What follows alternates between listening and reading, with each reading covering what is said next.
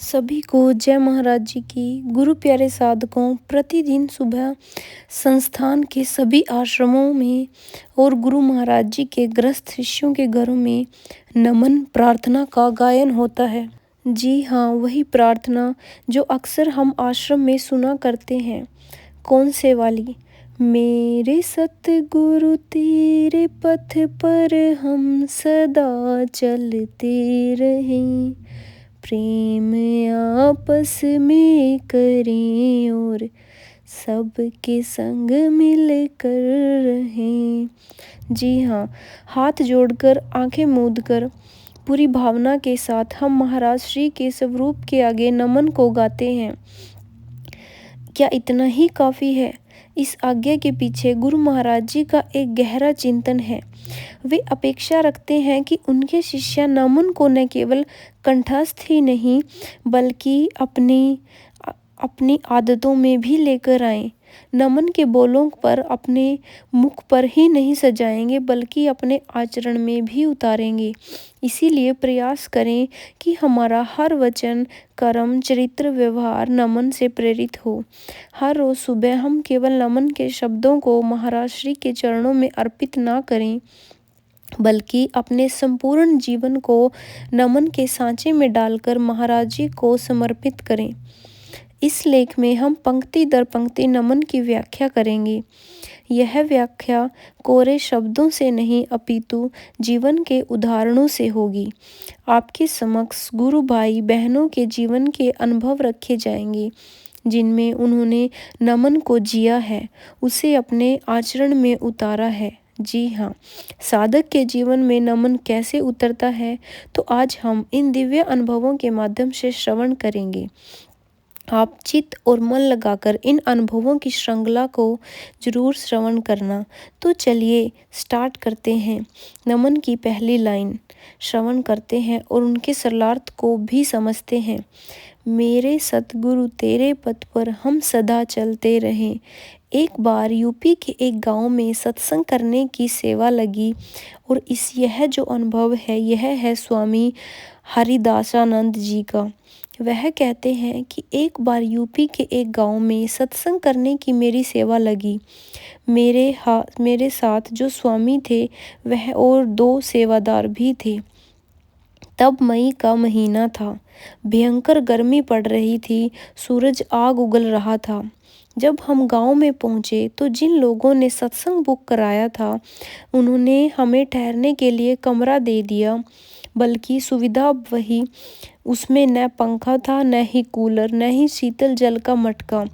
कमरे की छत टीन की बनी हुई थी। वह कमरा कम और आग की भट्टी ज़्यादा लग रहा था।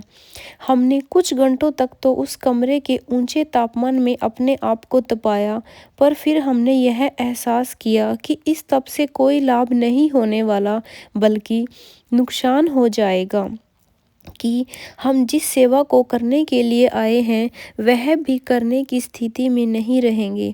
इसलिए हम कमरे से थोड़ी ही दूर स्थित एक पीपल के वृक्ष की शरणागति हो गई। उसके पीपल के पेड़ के नीचे ही हमने जैसे तैसे 4 दिन बिताए।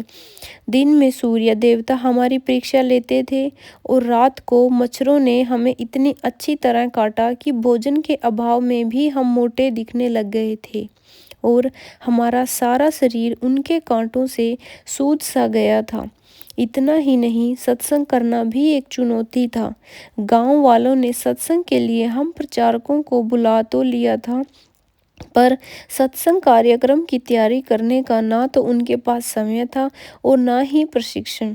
इसलिए सत्संग करने से पहले मंच भी हम ही तैयार करते थे, साउंड भी लगाते थे और फिर मंच पर बैठकर सत्संग भी करते थे। ऐसी स्थिति केवल इस गांव में नहीं बल्कि कई गांवों में आ चुकी थी। उनसे जूझते जूझते मैं थक गया था, जैसे मेरा मन उचक सा गया। मैंने तय कर लिया कि अब मैं दिल्ली से बाहर सत्संग करने की सेवा नहीं करूँगा। जो भी करना है दिल्ली के आश्रम में रहकर ही करूँगा। मुझसे यह परेशानियाँ सही नहीं जाती। बस इस प्रकार अब मेरी यह आखिरी सेवा है। यही मन बनाकर मैं दिल्ली की ट्रेन में चढ़ गया। मन तो थका ही था, तन भी काफ़ी थक चुका था मेरा, इसलिए बैठते ही मुझे नींद आ गई। नींद आते ही एक दिव्य स्वप्न दिखाई देना शुरू हो गया। मैंने देखा महाराज श्री मेरे साथ ट्रेन में बैठे हैं, मेरे तरफ बड़े प्यार से देख रहे हैं। फिर उन्होंने मुझसे पूछा क्या हुआ। मैंने बिल्कुल रूहानी सी और रोंदड़ियों सी आवाज़ में कहा कि परेशान हो गया हूँ मैं। महाराज जी बोले, इतनी जल्दी परेशान हो गया तू। मैं बोला, और नहीं तो क्या, कितना संघर्ष है इस मार्ग पर। महाराज जी बोले, तूने सुना नहीं, यह मार्ग तलवार की तेज धार पर चलने जैसा है। मैं बोला, सुना था, पर अनुभव मैंने कई बार कर लिया और यह अनुभव अब मुझसे नहीं चला जाएगा। महाराज ने मेरा सिर अपनी गोदी में रखा, हल्की हल्की थपकी देकर मुझे प्यार करने लगे और बोले, तू चिंता मत कर, सब ठीक हो जाएगा। तुम बस मेरे साथ तैयार हो। तुम मेरे हथियार हो। तुमसे ही मुझे विश्व शांति का युद्ध लड़ना है। फिर तुम कैसे हार मान सकते हो। तुम्हें तो बस चलने जाना है, निरंतर, बिना रुके, बिना थके, बिना हारे। याद रखना, इस पथ पर मैं हमेशा तुम्हारे साथ हूँ। इसके बाद मेरी नींद खुली और मैंने पाया कि मैं अपनी सीट पर बैठा हुआ हूँ। ट्रेन तेजी से दौड़ रही है। उसकी खुली खिड़की से मेरे मुंह पर लू के लपेड़े पड़ रहे थे, पर मन में अब कोई भी शिकवा या शिकायत नहीं थी। बस यही भाव था कि मेरे सतगुरु तेरे पथ पर हम सदा चलते रहें। कितना प्यारा और दिव्य अनुभव है। हम इसमें कह सकते हैं कि स्वामी भैया ने कितना अच्छा बताया कि वह भी परिस्थितियों से हार गए थे। वह भी परिस्थितियों के आगे घुटने टेक गए थे। वे थक हार कर जब वापस निकले तो किस प्रकार गुरु महाराज जी ने मार्गदर्शन किया उनको इस पथ पर। गुरु प्यारे साधकों, अगर कोई शिष्य इस मार्ग से भटकता है तो गुरु सदैव उसकी सहायता करते हैं, उसको कभी भी भक्ति पथ से भटकने नहीं देते। कुछ ऐसा ही हमने श्रवण किया। बस हमें भी गुरु महाराज जी से ऐसी प्रार्थनाएं करनी हैं। गुरु महाराज जी हमारा हाथ भी सदा पकड़ के रखें। तो बढ़ते हैं, चलिए अगले प्रसंग की तरफ, अगले पहरे की तरफ। प्रेम आपस में करें और सबके संग मिलकर रहें। अब इसका जो अनुभव हम श्रवण करेंगे वह है साध्वी अरुणा भारती जी दीदी का। वह बताती हैं कि एक बार दो प्रचारक बहनों को गुरु महाराज जी ने आज्ञा दी कि वे हर सेवा कार्य को आपस में मिलकर और प्रेम से करें। वे दोनों इस आज्ञा का पूरा प्राण मन से पालन करने लगी। समय बीता। एक बार वे दोनों किसी प्रोजेक्ट पर काम कर रही थी। उस प्रोजेक्ट के एक विषय को लेकर दोनों की अलग अलग विचारधारा थी। बहुत प्रयास करने के बाद भी वे दोनों उस बिंदु पर एक ही नहीं हो पा रही थी। इसलिए कोई निर्णय ही नहीं लिया जा रहा था। प्रोजेक्ट जा रहा था। इस वजह से दोनों के बीच एक शीत युद्ध भी आरंभ हो गया। फिर एक रात उनमें से एक बहन को अनुभव हुआ। उसने देखा कि वे दोनों गुरु महाराज जी के सामने खड़ी हैं। महाराज श्री के हाथ में एक लड्डू है। महाराज श्री ने उस लड्डू को प्रसाद स्वरूप देना चाहते हैं, पर किसे दें। महाराज श्री इसी दुविधा में हैं। महाराज जी कभी एक बहन की तरफ हाथ बढ़ाते तो कभी दूसरी की तरफ। एक दो बार नहीं, बल्कि गुरु महाराज जी ने ऐसा कई बार किया।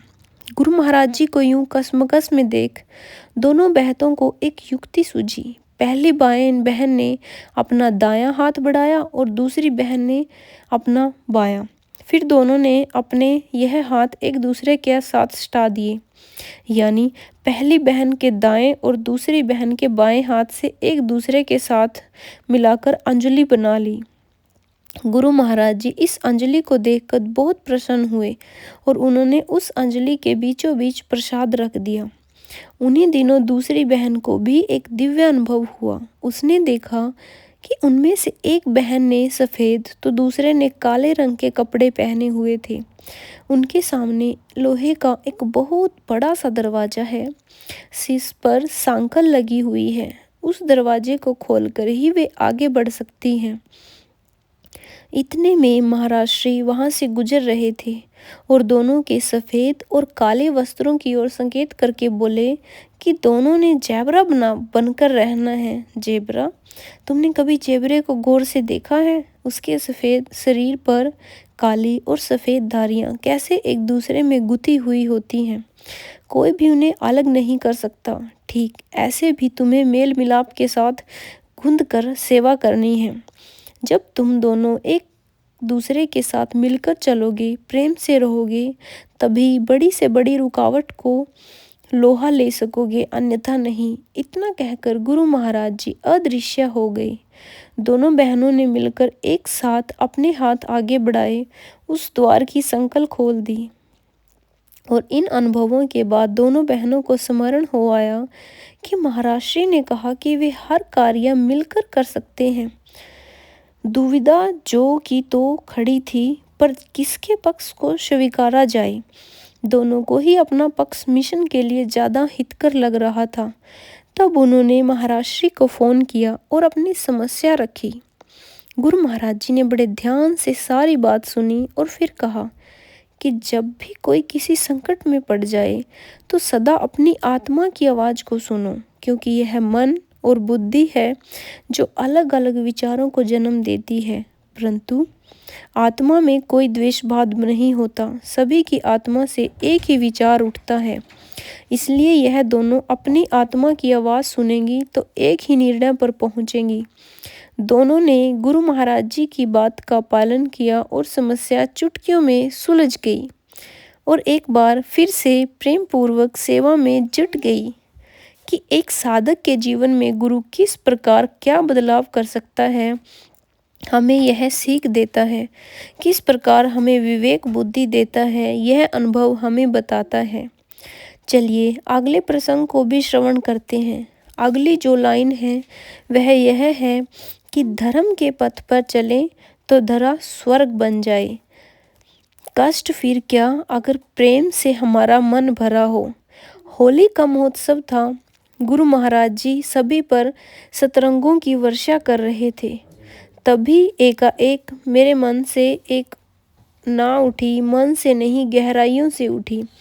तभी वह बहुत प्रबल थी। सबसे बड़ी बात, उस प्रार्थना में मेरा कोई स्वार्थ भाव नहीं था, वह परमार्थ का भावना लिए हुए थी कि हे गुरु महाराज जी, आपके इन दिव्य रंगों में आज हर एक आत्मा भीग जाए।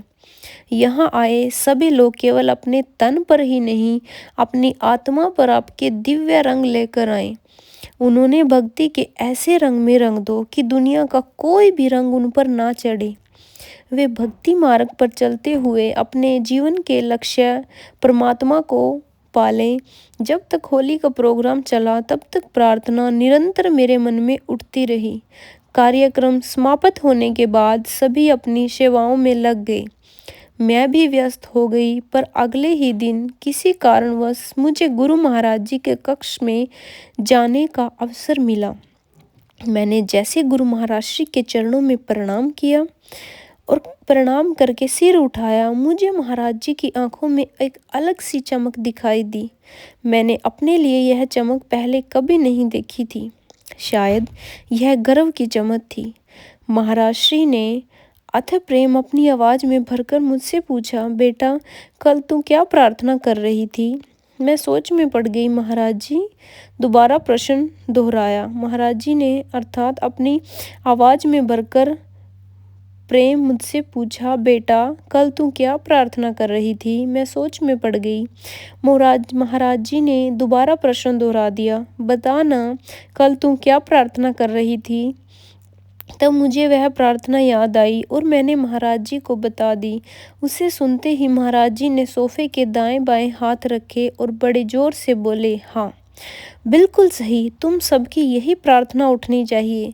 फिर महाराज जी ने वह श्लोक बताया कि सर्वे भवन्तु सुखिमः सर्वे सन्तु निरामया, कि जब हमारे हृदय में परमार्थ भाव हिलोरे लेगा।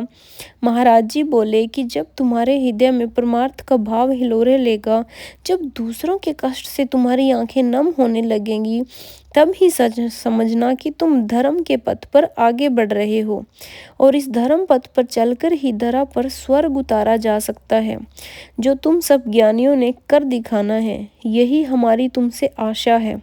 तो इसी के साथ मैं आज के अनुभवों की श्रृंखला को यही समाप्त करती हूँ।